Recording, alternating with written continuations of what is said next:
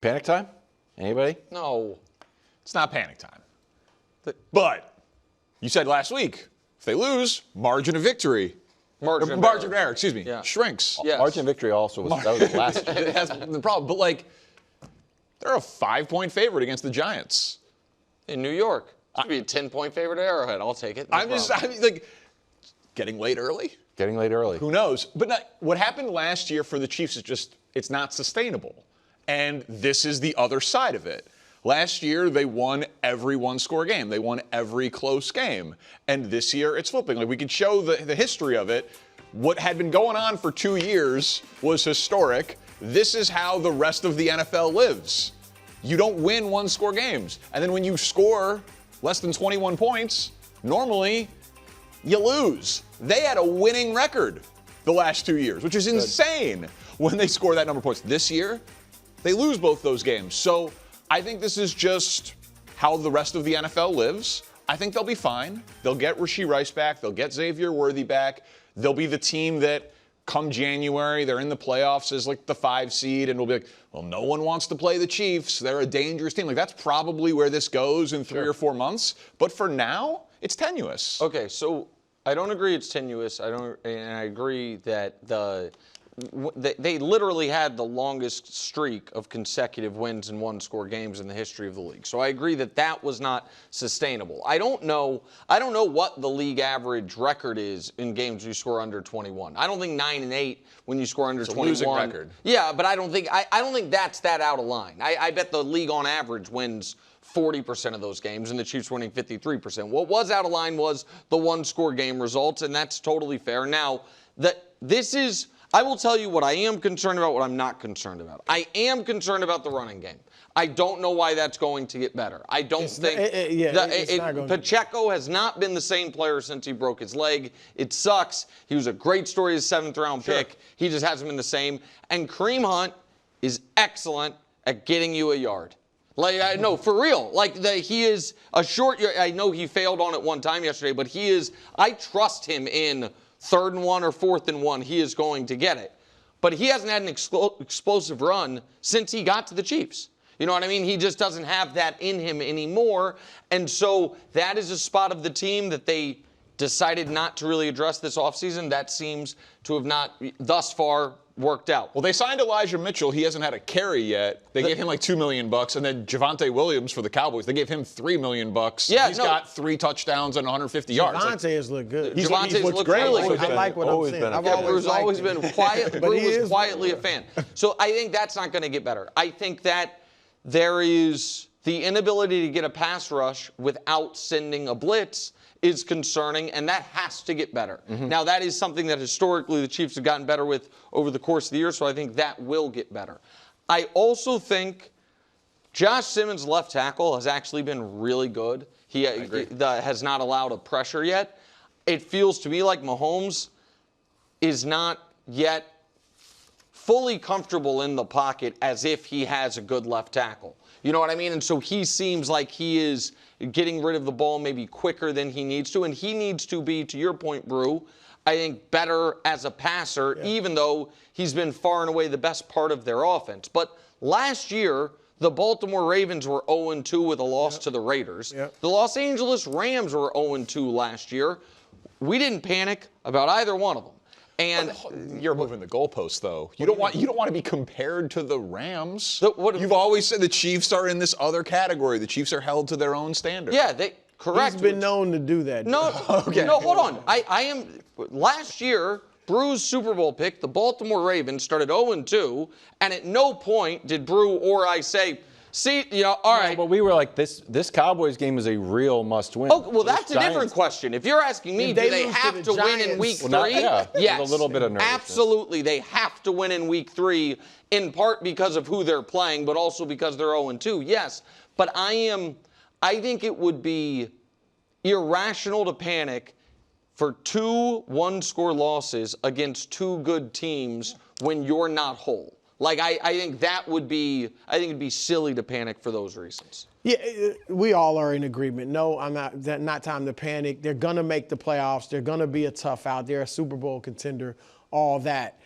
But I'm wondering why aren't we seeing Patrick Mahomes, the Patrick Mahomes we all grew to love. I get that you don't have Tyreek and it's not, a light show and all that stuff, but I don't think he's thrown it very well. He's run it really well, and I think that's why he's playing well.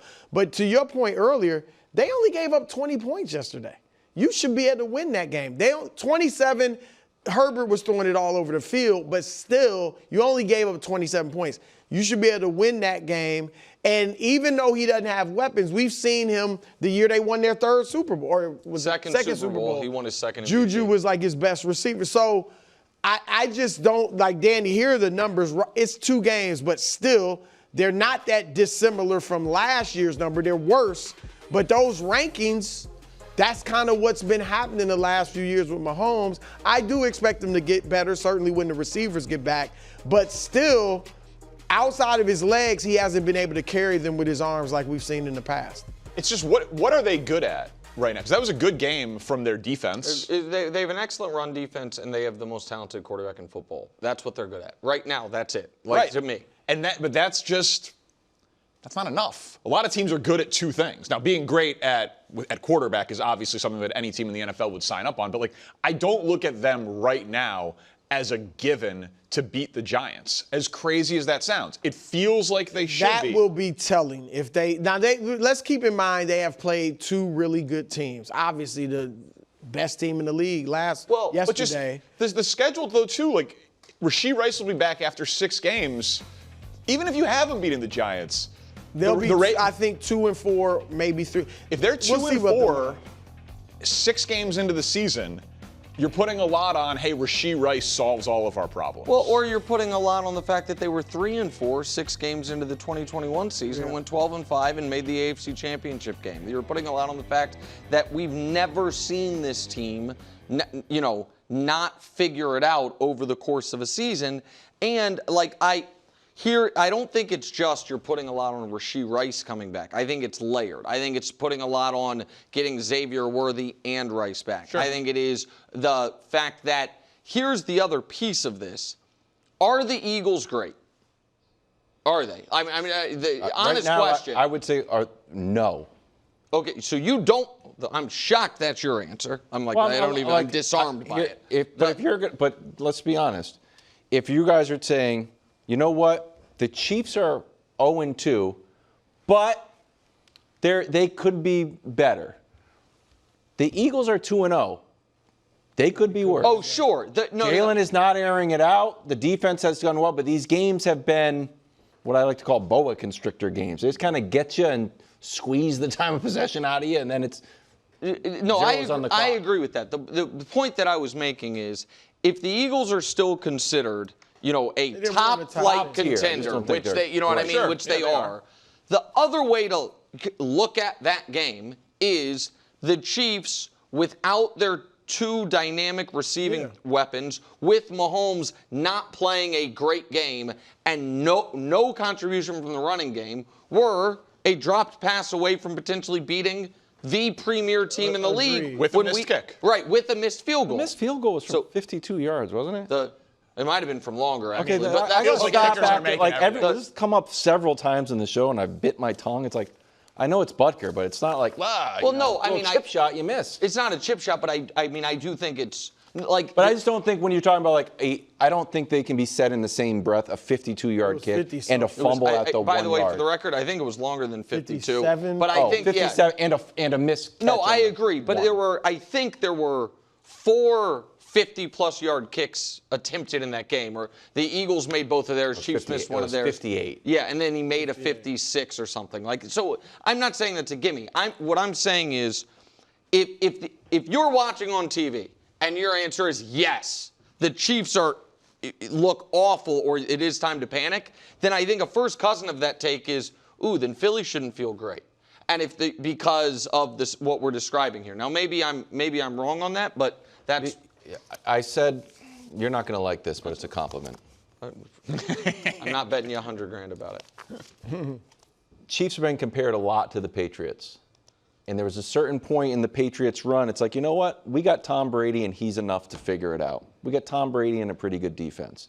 And then sometimes even Tom Brady's like, this is not enough right here. So, yeah, no worthy. Like, there's a slim margin for error. Rasheed Rice is out. Xavier Worthy, when those guys come back, there's no secret sauce that there's not going to be another injury. And then the other thing we're not talking about is, like, old teams. Travis Kelce's not the old Travis Kelce. No, that part He's had a bad start to the season. He's had a bad start of the season. There's no question about that. But I don't hate that, and I do think it's a compliment. And what those Patriots had in common is, despite that, they won the division every single year, and they made the playoffs. I know, but Tom Brady didn't have to run for year. 75 yards a game to make it happen. I was nervous. Ben Johnson's return to Detroit. That didn't go well. Old offense put up 52 on him. And Chicago seemed to be making a point of keep pouring it on. They went for 4th and goal at the 4 while being up 24. I like that. They sure did. It's pro football. It's a little demoralizing. it's a smidge demoralizing because for Bears fans, you got this is Bill Murray and Groundhog Day. Like I've seen this so many times. You get so hyped for a season, and it's like, oh, okay, 0-2 with a couple of division losses, got 50, hung on, and the quarterback doesn't look so good. Like I've just seen this movie so many times, but I didn't. If I was making a list of like 5 biggest problems for the Bears in this game, I don't think Caleb would be on it.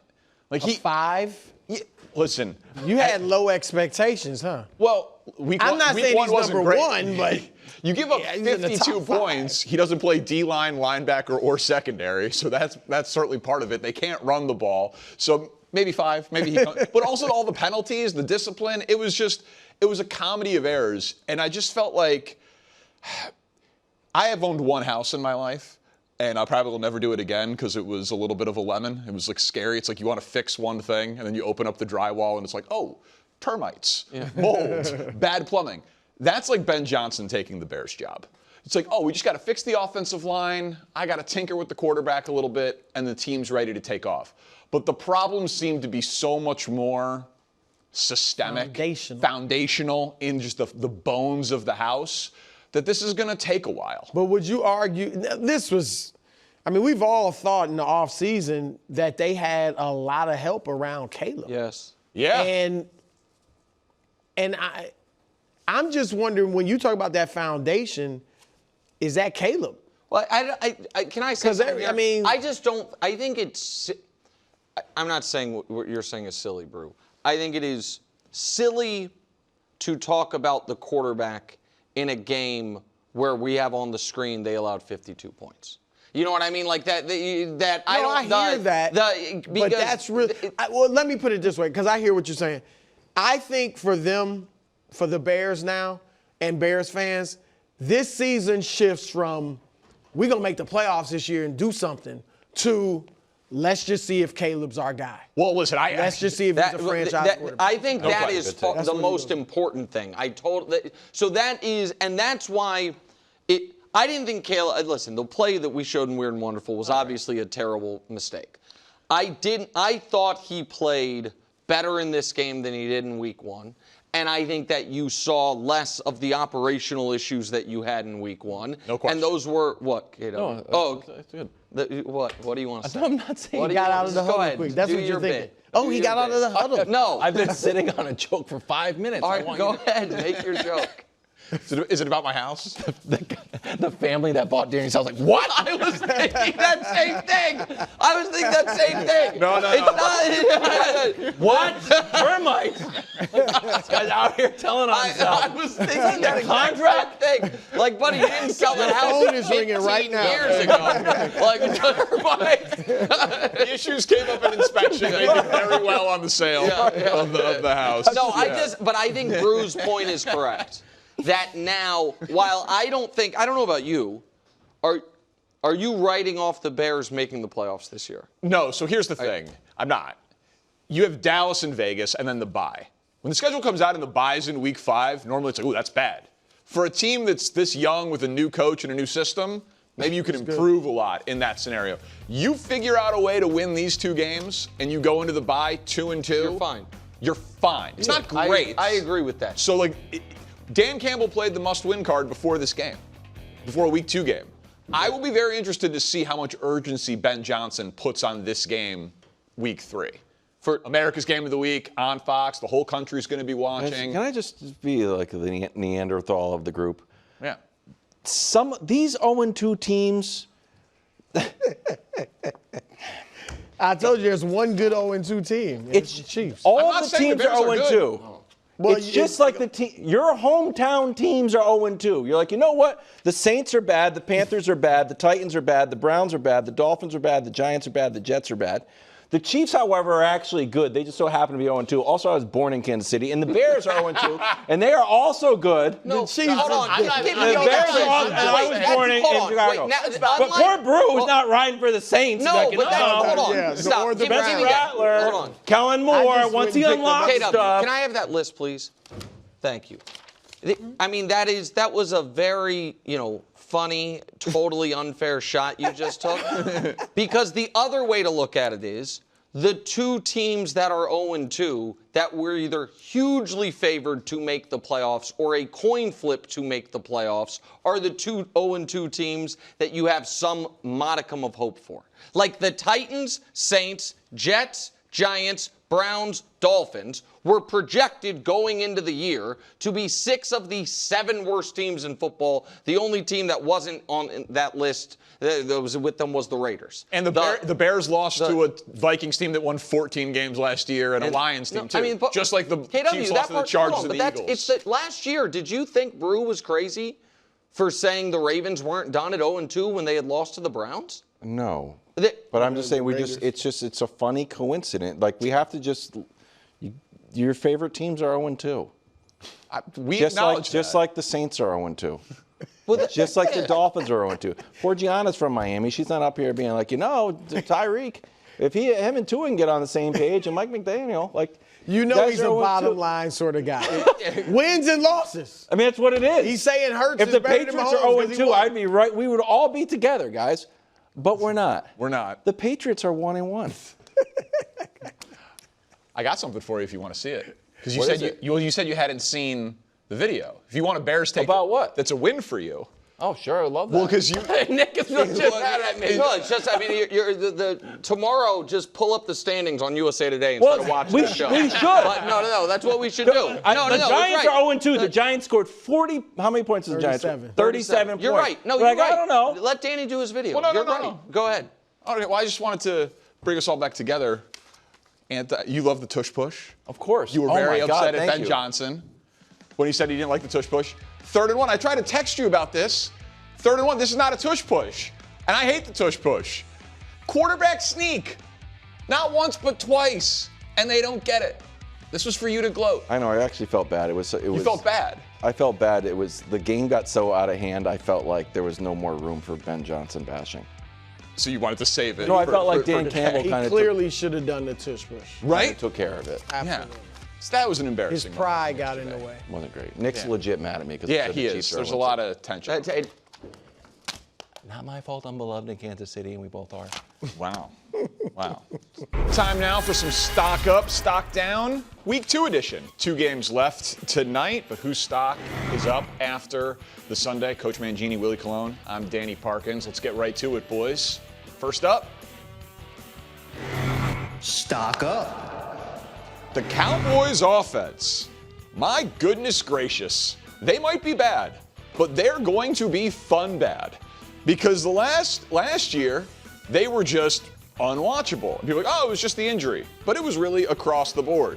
So far this year, 5th in points, 4th in yards, 6th in yards per carry, 2nd and 3rd on 3rd downs. It took them, guys, until Thanksgiving last year to have 4 rushing touchdowns. They got 4 rushing touchdowns already through 2 games. So you got Pickens, you got CeeDee Lamb, Javonte Williams, a running game. They might be bad, Coach, but they're going to score some points. Yeah, I agree with the stock up. And to me, the biggest part of the stock up is Brian Schottenheimer. Everybody killed Jerry for hiring him. Everybody thought, why is he getting this opportunity? And to me, of all the new head coaches, I'd argue that Brian, who also runs the offense, is doing as good, if not better job than any of those other guys. Yeah, I'm going stock down, and it's for the defense, if that's fair. Okay, I mean, I get we're talking offense, but listen, at the end of the day, you know this Dallas defense gave up 105 yards, 106 yards 506 yards, excuse me, to an offense in the Giants who was ready to hand over the keys to a rookie quarterback. With that said, man, I'm frustrated because the more they play like that, it looks like the Jerry Jones deal was maybe the wrong move. You know what I mean? Especially with a secondary who, flat out, man. I know they didn't have DeRon Bland. I know they started ready start. Tavon Diggs didn't play well, but overall, man, you can't give those last-minute explosive plays.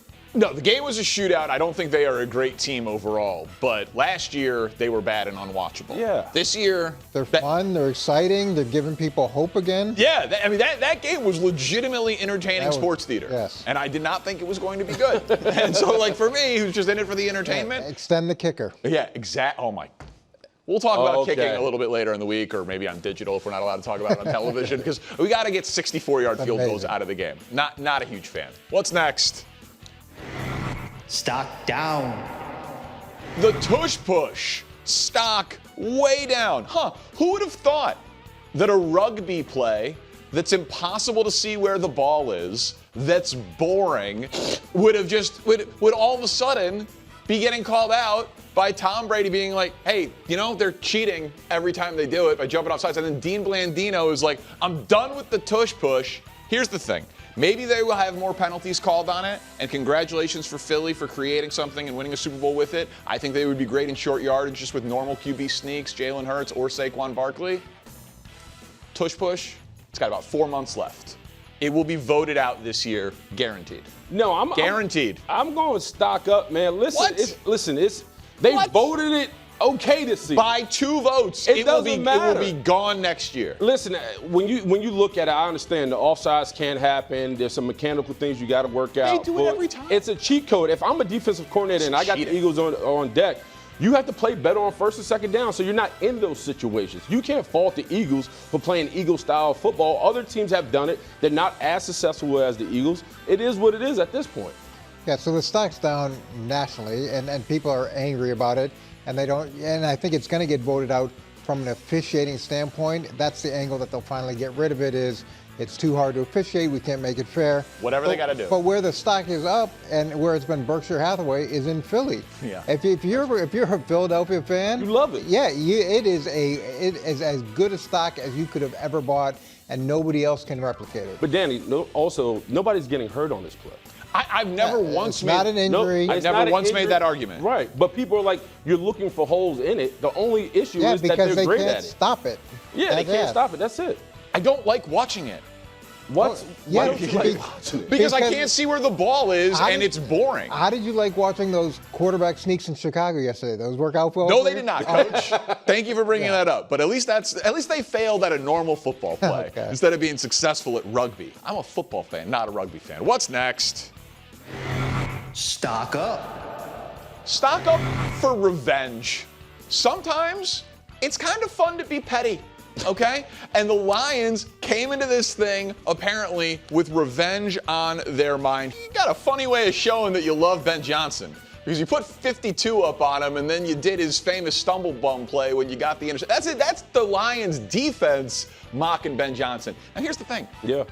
I got some petty in me. If you said you'll never amount to anything. Petty Parkins? Petty Parkins, yeah. You didn't hire me for that radio job? Look at me, Mom. Now I'm on national TV. Oh, you keep receipts. Oh. Elephant brain, Willie. Yeah, absolutely. So, I hated it as a Bears guy, but I respected the pettiness even if I thought it was ridiculous. It's ridiculous to be mad at Ben Johnson for taking a $10 million a year job in Chicago. It's a great city to make $10 million, right? But come on, that was funny. What the Lions did was funny. No, yeah, I mean, stock up for me because I think after last week, especially against Green Bay, a lot of people were ready to write this team off for some reason, like they're not two-time defending champs. But I also think they answered the bell. Could they run the ball? They did so, especially with David, with Gibbs and Montgomery. On top of that, this offensive line stood up in a major way, so I was happy to see that. So there's some apologies that need to go out to Johnny Morton as well because he called a hell of a game. So stock's up for me for the Lions. Yeah, they did a really good job in Detroit selling the narrative that this is somehow personal, because it's not personal. Ben Johnson took a job in the division. I get that can be a little, maybe not what anybody wanted, but it was his best opportunity. It was the quarterback that he felt strongly about. And at the end of the day, this is business, and everybody gets that. But it's a really good job by the coaching staff selling that this is a personal narrative. Now, what I'd say for Detroit is you better be careful. This is game 2. You haven't established that everything's fixed. You had a really good game, but you haven't established that everything is quite fixed. And you're going to have to see Chicago again. So let's see whether or not you can keep celebrating at this level and keep producing at this level. And I am a big Johnny Morton fan, so I'm happy for him. They will definitely be remembering this in Chicago, and they'll get them again and probably lose by 10. Last one. Stock down. In Trevor Lawrence. I don't know if anyone still owns Trevor Lawrence stock other than Nick, who calls him the Prince, but this was a mortifying loss. Joe Burrow goes down, and you still lose this game to Jake Browning. He fumbled that snap. The guy has got the most fumbles of any player since he entered the league. Miraculously recovered it. He had another red zone interception, but look at this, guys. He made history. If you get 400 yards of offense, your defense gets 3 interceptions, and you win the turnover battle, you were 70-0 coming into that game yesterday in the last 12 seasons, and they figured out a way to lose that game. It's only been 2 weeks, but that's the worst loss any team has done so far this year, Coach. Yeah, this is rough, and Browning comes in, he throws the 3 interceptions, and somehow they figure out a way to win. I was looking at Trevor's stats versus Mac Jones, and they're very similar. They're very. Actually, Mac Jones has a little bit better quarterback rating. He's got a little bit better completion percentage. They both went to 1 Pro Bowl, and then and then Trevor's gotten the second contract. There's been so much hype from the time he's been drafted. And every year you think this is where he's going to make the jump. And every year we come back to games like this where you're just wondering, is he ever going to get it? Yeah, it's a flat stock for me. You know, I like to use that. But only because I think it was more situational. I think also in reference to him turning over the ball. But I also think right now, I think he's just not in sync with the offense right now. I think there's lack of chemistry. Heard that for 5 years. I know, but you're talking about Brian Thomas. And now you're talking about with Travis Hunter, new coach, new coach. So I think it's just a lot of him just getting acclimated, and this team really kind of him and this team being on the same page. It's just the same mistakes over and over again. And he looks the part, and he can throw the ball over the mountain, but when your mistakes are turnovers, it's just I want no part to do with you. Yeah, and they trade away next year's number 1 to get Travis Hunter, thinking that he's going to help push this forward. Right. And now they're back where they started.